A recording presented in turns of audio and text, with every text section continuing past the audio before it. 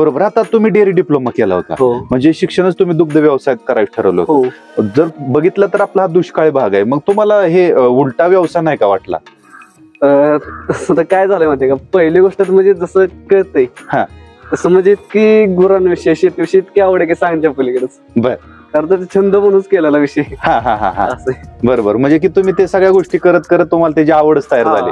बरोबर. आता ही सगळं केलंय तुम्ही, मॅनेजमेंट केलं तुम्ही, कालवडी केल्या, गाय तयार केल्या, तर किती काळ गेला साधारण? आता 4 वर्ष गेली मला. बर. 4 वर्षात आता किती आहेत? 17 कालवडीपासून? 17 कालवडीपासून माझ्याकडे आता संपूर्ण जर बघितलं तर एक 55 ते 56 गाय आहेत, लहान मोठी सगळी. बर बर. 55 ते 56 आहेत. बरं. आता मग कसं तुम्ही त्यात कसा सुधार करत गेला?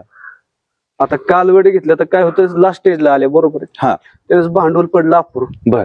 त्यावेळेस काय केलं की एक थोडस हे करून तिकडून कर्ज हे करून एक 10 गाय घेतले टॉप क्वालिटीच्या. म्हणजे कालवडी पण घेतली आणि गाय पण घेतली? त्यावेळेस 17 कालवडी होत्याच पहिले आपल्या. बर. प्लस 10 गाय घेतल्या, म्हणजे काय होईल की त्यांचा पैसा जेल उत्पादन ते आपण ह्याच्यात घालू शकतो. बरोबर आहे. म्हणजे जास्त असं हे म्हणजे प्रॉब्लेम येऊ नये, म्हणजे बरोबर त्यासाठी ते खरं गाय घेतलेले. बर बर. त्याच्यानंतर मग त्या 10 वेळ्या त्यांच्या कालवड असं करत करत मग डेव्हलप होत गेलो, असं झालं. बर बर बर. मग आता हे डेव्हलप करत असताना आता डेअरी डिप्लोमा झाला होता, शिक्षण किती उपयोगी येतं यात? पूर्णपणे 100%.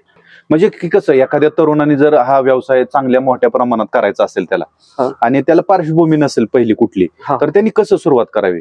पहिली गोष्ट तर म्हणजे तुम्ही डेअरी डिप्लोमा केला पाहिजे. कारण शिक्षण असेल तर तुम्ही कोणी जरी आला तुमच्या म्हणजे गोट्या किंवा तुम्ही केलंय त्या गोष्टीला, शेतकरी म्हणलं सगळे जण की असेच की लागलेले शेतकऱ्याला सगळे गोष्टी A to Z. बरोबर. तुम्ही पेंडीवाला घ्या, चाऱ्यावाला घ्या किंवा मेडिकल कोणतंही, म्हणजे गोट्याच्या संबंधित जेवढे औषध उपचार करणारे ते तुम्हाला कधी सोडू शकत नाही. तुम्हाला त्यातलं माहितीच काय नाही तर तुम्हाला सरळ आहे, कोणी पण ही वेळ बनवून जाणार आहे. त्याच्यासाठी खरं ते शिकणं खूप गरजेचं आहे.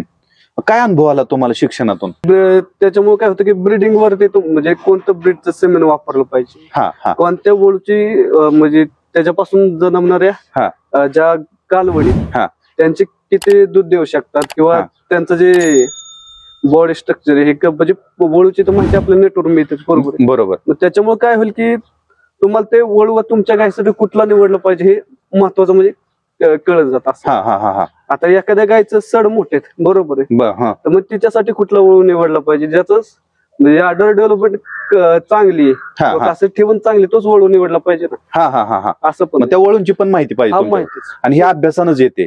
बरोबर.